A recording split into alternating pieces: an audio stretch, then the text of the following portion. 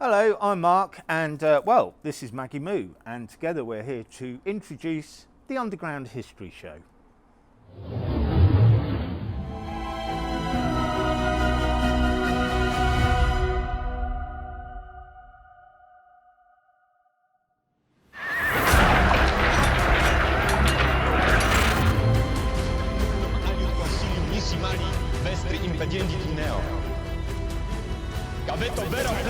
Said he was left shaking with happiness after discovering a hoard of Bronze Age artifacts.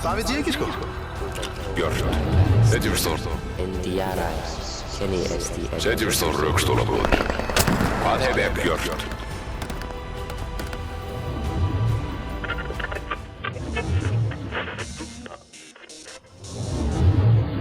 Whoa, look at the titles! Big budget stuff for our very own programme aimed fairly and squarely at the world of metal detecting. So, what have we got for you in this first programme? Well, Laurie McGregor is on a beach in Nairn, and she's joined by Adrian a little bit later on in our kit store feature looking at Minelab's Vanquish 540. We're going to ask you to show us some of your collections during later programmes, but in this programme Simon Isles came in to the headquarters here at the Underground History Show to show us some of the stuff that he's dug up in the past, and mercifully we had a camera recording the whole thing. We'll show it to you in a bit. But we start with a bloke stood in the middle of an empty field in Essex. Can this bloke possibly make an empty field in any way, shape or form interesting? Well, we're talking about Jules here, and if anyone can make an empty field interesting, it's him. And I'm thinking Roman villas. Ah, look, there he is. The old Jules Everhart out in its natural habitat, middle of a muddy field. Actually, we're delighted, of course, that Julian has joined the Underground History Show. Our Jules is the UK's leading light in metallic history. He's also the editor of Treasure Hunting magazine, the most read in the country, and he's the author of 17 books about our hobby. Actually, it's very difficult to think of how we could have done this programme without Julian. It's harvest, that time of year of rich reward for our farmer friends. Of course, the rewards for we detectorists lie under the soil in the hundreds and thousands of coins and artefacts which enrich our history, heritage and indeed culture, saved for the nation.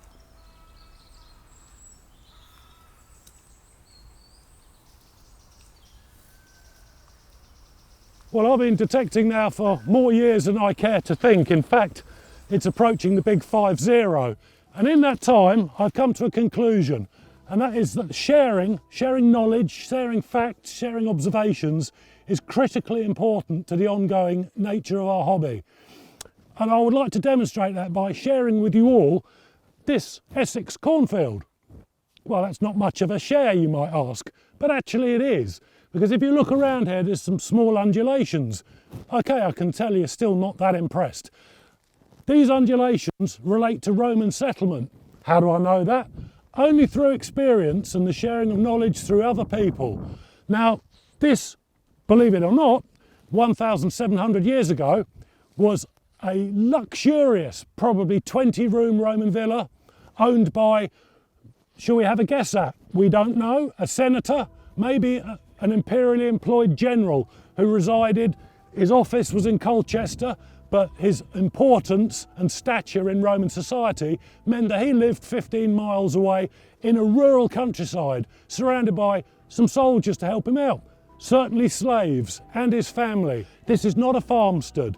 This is something this guy would almost certainly have been known by the current emperor of the time. Now, what's he left behind for us? Well, a veritable feast of things. He's left roof tile fragments, more roof tile fragments, cookery, pottery, basic greyware. Cooks and the slaves would have struggled and really, cooked all the food in order to provide absolute luxury for this guy, who probably didn't appreciate it because he was who he was. But we can only guess who this guy was. I mean, just have a look at some of these things here. This is 5 minutes of being here. How wealthy was this guy? He could afford window glass. There are probably no more than 40 villas in the whole of the UK that had window glass fitted. This man could afford to have his house 2,000 years or so ago centrally heated. And we can tell this by these box flue tiles, which have still got the plaster keying. You can almost feel that labourer who gently pushed across that comb to get that.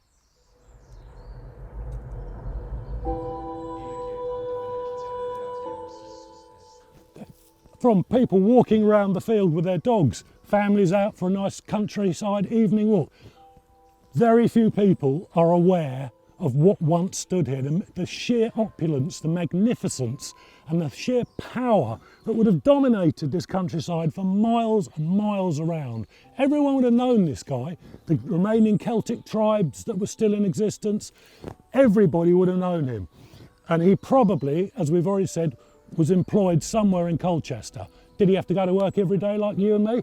I doubt it very much, as a matter of fact. It's probably once a month attendance into the main city, and he would have just lived lying out eating grapes on here. And believe you me, when you have this type of opulence, this is the pinnacle of Roman occupation in the UK. And metal detecting here, well, we found things, but it's not just 1,700 years ago. History has been going on here since the world started, but metallic history. I'm now going to share with you another aspect of that and show you just a few of the things which metal detectorists have found around this area. This is only a relatively new site for us, but we have been working surrounding fields and we've found artifacts which almost certainly relate to the gentleman or his family members who resided here. So let me show you now. I'm just going to take you to this discreetly camouflaged bag and show you some of the wonderful things that we have unearthed in the last couple of weeks. Talking of soldiers, well, there's a Roman military buckle. One of the horse heads has broken off it, but it looks pretty good for 2,000 years. Certainly a lot better than most of us will look after such a time span. But what a magnificent thing, you know, you can feel the pure history in this. A small child's brooch. I mean, you know, the images that you just conjure up, you know, and this little child has been dead now for 1,700 years, you know, totally unrecorded in history, unrecorded apart from a tiny little brooch. Did his sister or mother perhaps have this beautiful silver-coated, glass-enamelled umbonate brooch attached to her toga? Well, you tell me, because the marvellous thing about detecting is when you find things like this, we can all share in the guessing and we're all right. Nobody can prove us wrong. And that's the great mind-stretching thing about metal detecting. And he would have spent lots of silver and gold. We haven't found any of the gold yet, but look at that magnificent siliquy of the Emperor Valens. So this gives us a rough time, you know, round about the 330s to the 370s that this coin was lost, maybe even later. Maybe a Saxon picked it up and it was spent for a further 200 years. But a magnificent coin, and again, illustrative of the sheer opulence of what basically today is just a cornfield in Essex. Thanks very much, Jules. Well, that was interesting. And our young chum will be back in this field in our next episode. Only he'll be time travelling to the 20th century and looking into a bit of aviation archaeology. Again, I'm sure most people would probably just lob it on.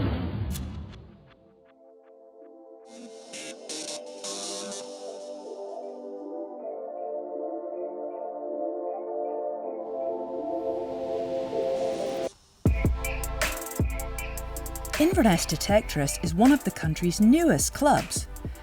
Coming of age during lockdown, the club initially bonded online through a Facebook group. Siblings Ian Simpson and Angie McLeod realised there were no member vacancies at their nearest club. Despite being complete beginners themselves, they rose to the challenge of forming a Highland club that welcomed all levels and now boasts 245 members. They've even done their part to promote the positives of metal detecting in the local media, making the news after members spent 2 days clearing a motocross track that had been vandalised with nails. The farmer tells us, legend has it this field was camped in by Bonnie Prince Charlie's forces on their way to Elgin to ambush Cumberland in 1745. Anything good coming out? It's here. Pocket watch. That's great. Oh, it looks copper. Have you found many of those? No, it's my first one. Oh, right. Oh, so it's a special day then. Yeah. That's great. Anything else in that hole? Yes. You were here a while. Oh, wow, that's fantastic. Do you know what that is? No. That's actually a frame for a fabric-covered button. It's a lot of people think they're curtain rings because they come out like that, but the rounded interior shows that it's a frame that's fabric-covered, and it's a special find.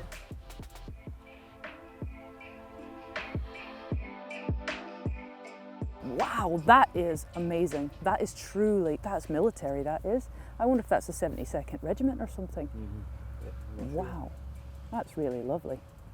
It's so clear. You can tell that the soil here isn't actually eating the fines, and it's not had a lot of chemicals put on it by the farmers. So that's superb. Oh well, go and find lots more.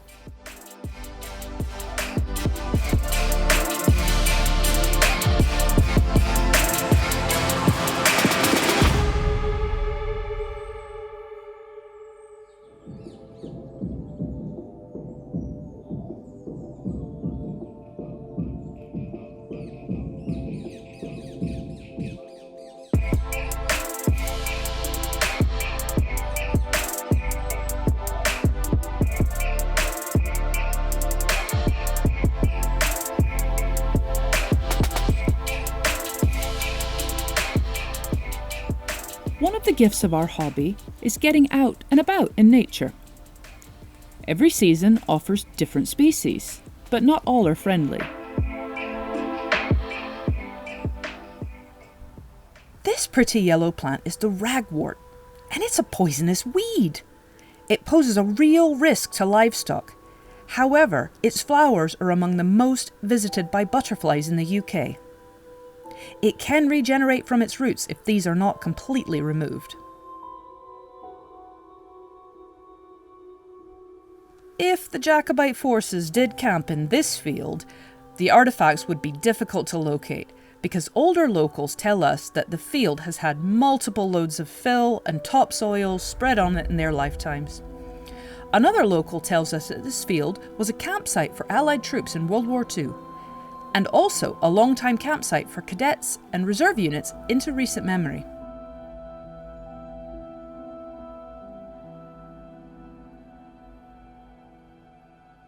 The finds are certainly weird and wonderful, and definitely support the story of fill and spoil coming in from multiple areas.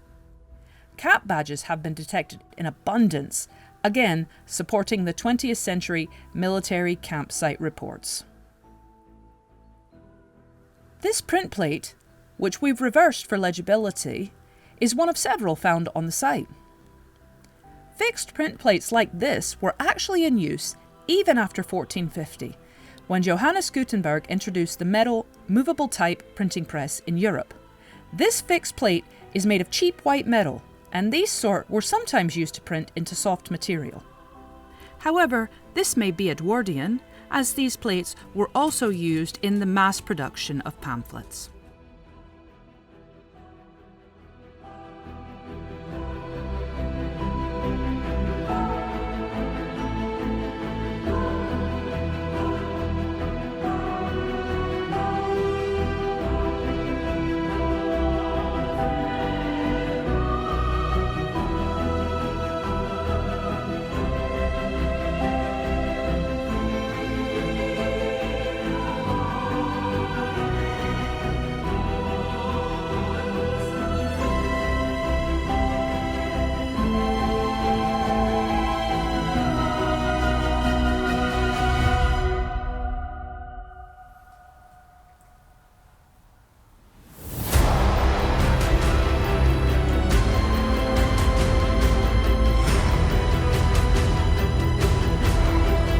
This field is known in the club as the Giving Field.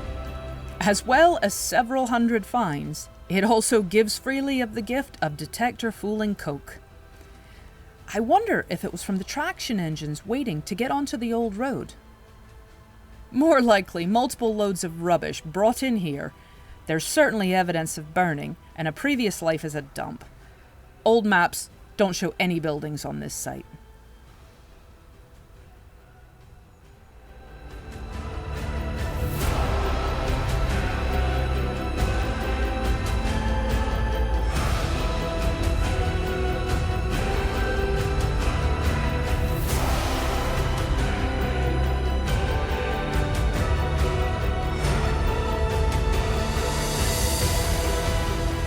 This find has really divided opinion. Is it a spike from a colonial-style pith helmet? Could be Victorian police, or possibly a German Pickelhaube. Others think it could be architectural, maybe railway related. What do you think? Let us know in the comments.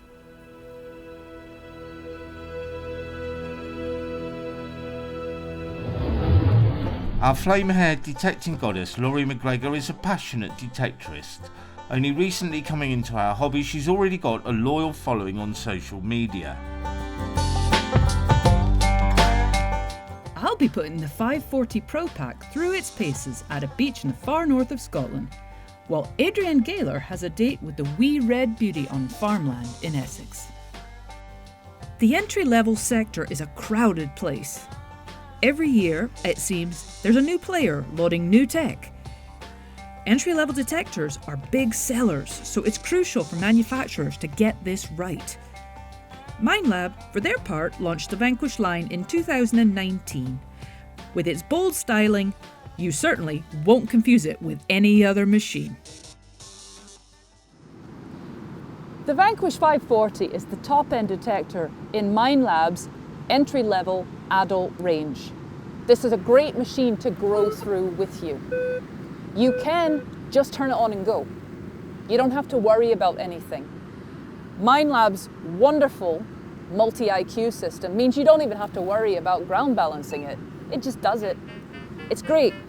But when you're ready to move on to something a bit more custom, it's there for you. One of the items that comes with the 540 Pro Pack is this rain cover, which will protect your machine if the weather catches you out. The 540 has many features available that its younger siblings don't have. So if you can go for this version, I would recommend it. The 540 that we are looking at today sits atop of a 3-machine range, bearing the famous Minelab V. Here's a quick look at what you get with each machine.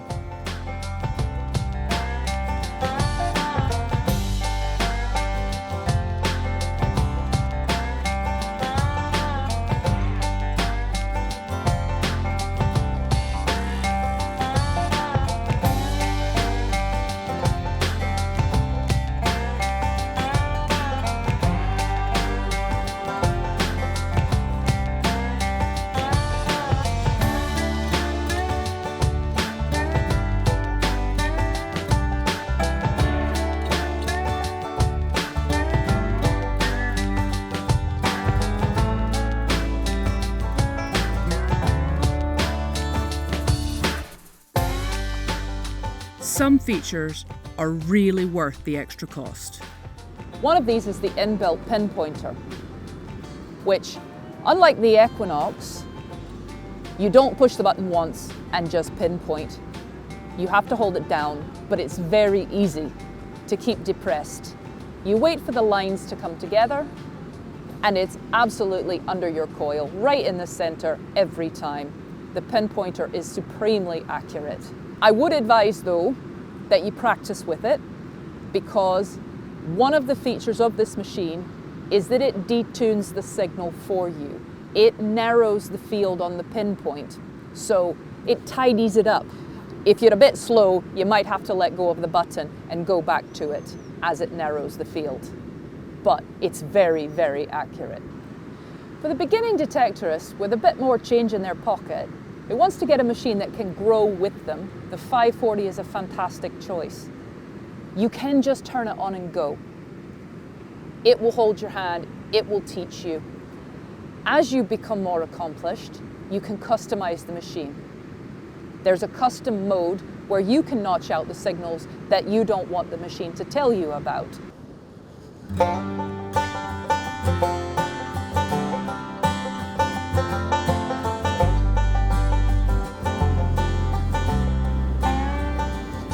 balance on this machine is fantastic. You can literally swing it with just 2 fingers. You could be out here all day and you won't suffer for it. Really is a delight. This beach is also known for coke, and the Vanquish just doesn't even see it. Thanks to Minelab's multi-IQ system, you don't have to worry about digging up things that are going to be junk, that are going to be coke, because it just ignores them. Thank you, Vanquish.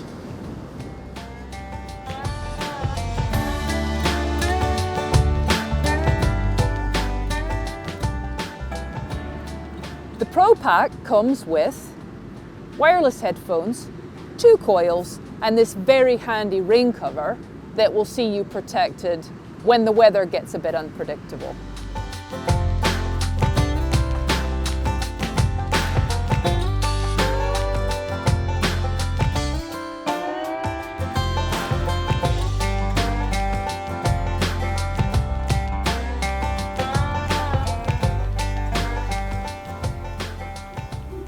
While the Vanquish coils are waterproof down to 1 metre, the control box is not.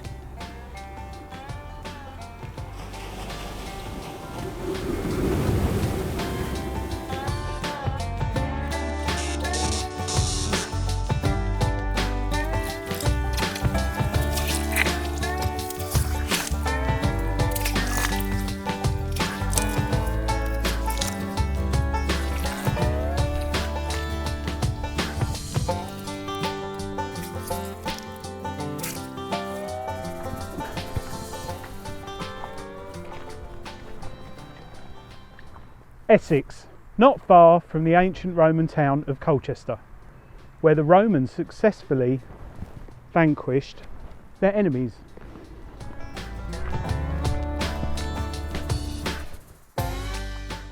He may be rubbish at jokes, but Adrian joins the team as one of the most experienced field testers in the world.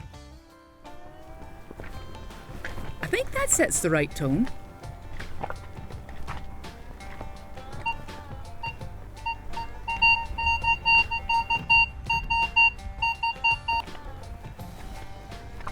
Now that's a sound you can listen to every day. The clear, concise tones from the Minelab Vanquish with a mid to high reading and a BDI of 19. That's something you could listen to all day long. Let's take a look. Come on. Given that the founder of Minelab, Bruce Candy, has also designed high-end hi-fi equipment, it should come as no surprise that the quality of the tones is so good.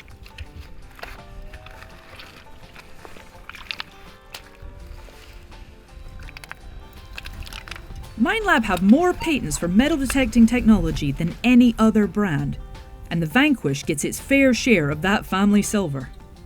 The headline here is Multi-IQ, Minelab's multi-frequency tech. Think of it as a torch.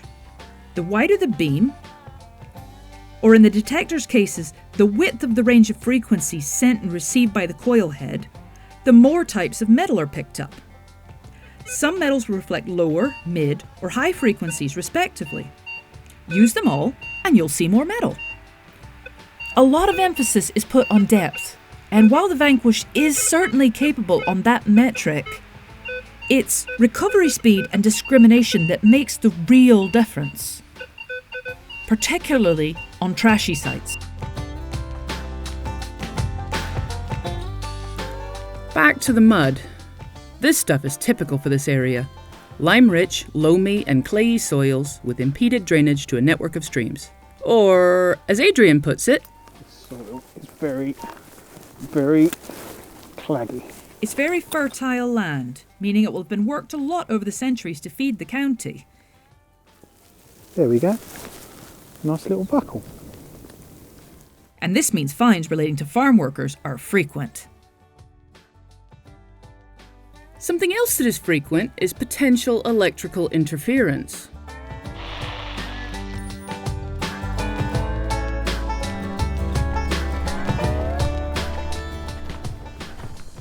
Turning on the Vanquish 540, you may wonder what it's doing when it makes those tones. Basically, the machine is looking for any electrical interference from external sources or within the field and selecting the clearest channel on the machine to give you the most enjoyable experience when out in the field. This makes the machine much quieter and a pleasure to use.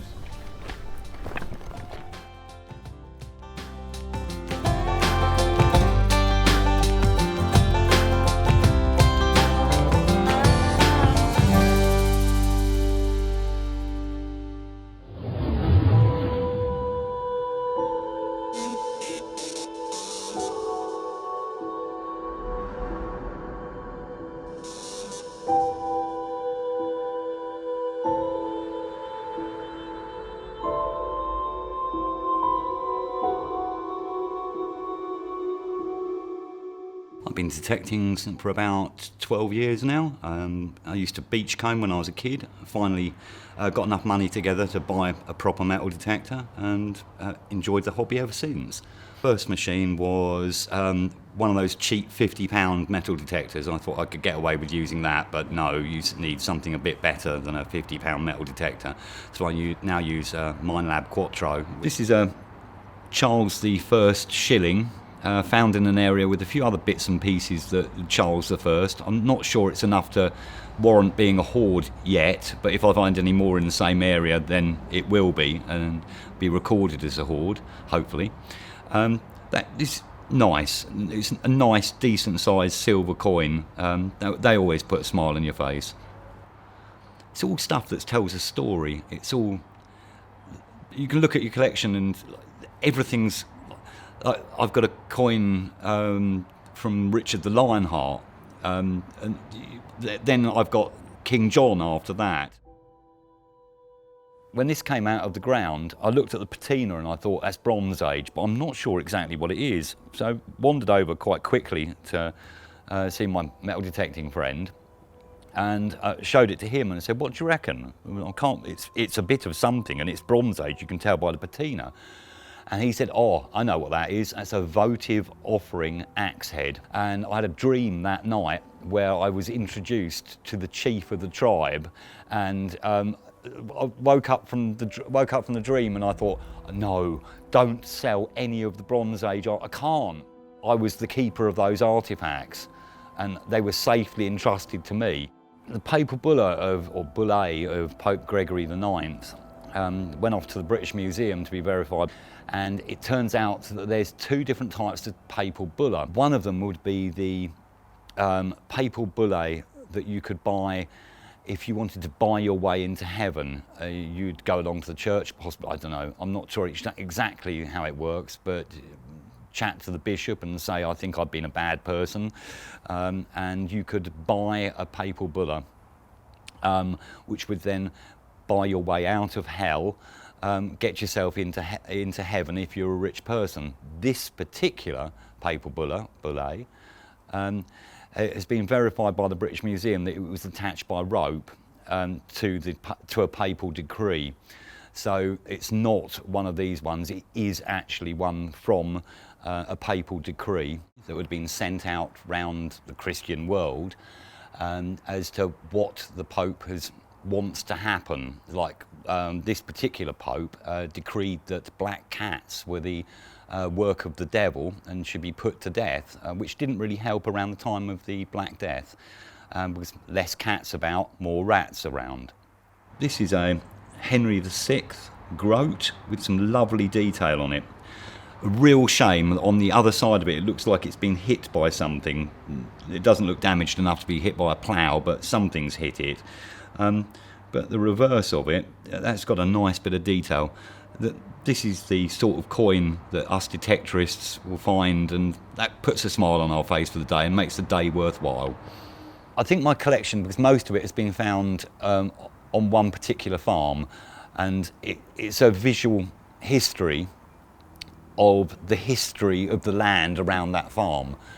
Going back through pre-Christian, Bronze Age through Roman, Viking. I've got some Viking that have turned up on that particular land, you can see the things that have been dropped and lost throughout the hundreds or maybe thousands of years, or actually thousands of years, on that land.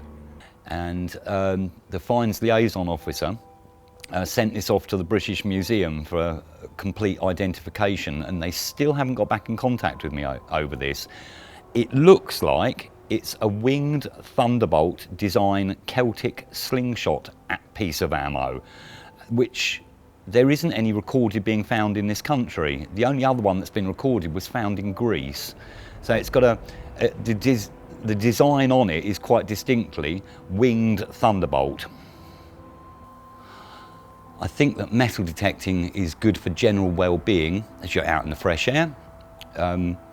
It's rewarding when you find something, no matter what it is, whether you find a horseshoe, whether you find a gold coin. It connects you with your local history. Perhaps Simon's greatest achievement in detecting is his work with Essex Support Advice and Mentoring Services. His Metal Detecting for Recovery project has really given a higher purpose to our hobby, serving the wider community.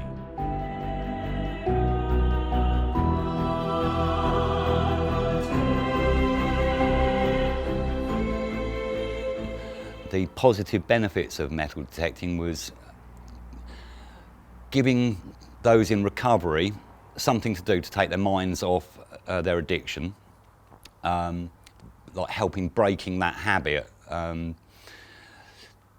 getting them interested in local history, taking them out in the fresh air. It was mainly give people something else to do to help take their minds away from the horrible addiction they were addicted to. Some of those people continued being involved in our hobby. Simon's coin here belonged to a Celtic people. Now what, according to some scholars, links Troy with Camelot? Well, the answer, the Trinovanti tribe. Now, the legend goes a bit like this. The Trinovanti name comes from Tri or Troinovantum, which it's claimed means New Troy, fitting with another intriguing theory that Britain was founded by refugees from the Trojan history, including Brutus. The Celtic name for Colchester was Camulodunum, which transformed through the mists of time to Camelot. Well, lovely though that theory is, there's no real evidence to support that the city really was the location of the Arthurian Camelot, but look out for a future history detective with Jules to delve deeper into Celtic Britain. I think it's amazing, our local tribe, and I'm finding stuff that was lost or dropped by them. Detecting the land that I grew up on, I feel much more connected with ancestors. But there's so many of us out there detecting. We're helping piece together our history of this country. I think that's it.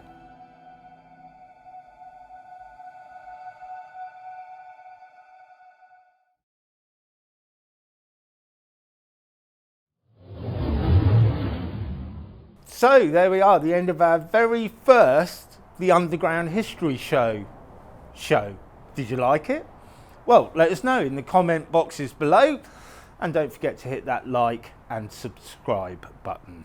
Okay, we have got loads and loads and loads of things to be getting on with for programme number 2, including our Wall of Hall. We are asking you to send in your photographs of things that you found. Like Neil Schilling here. Okay, so while you get on with that, I'll get on with pinning these on the wall, and we'll all meet up again, same place, same time. Bye. We're all searching from the cradle to the grave, scattered secrets waiting to be saved. In the meantime, don't you worry, and take your time, don't hurry. Dig on, dig on. Have a little patience, but most of all, have a little fun.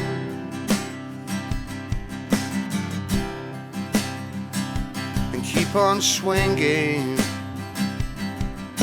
and daybreak through till night, and keep it singing. And man, you'll do alright. In the meantime, don't you worry. Take your time, don't worry. Dig on, yeah. Have a little patience, but most of all, have a little fun. Don't matter what you find, man, where life, dig on.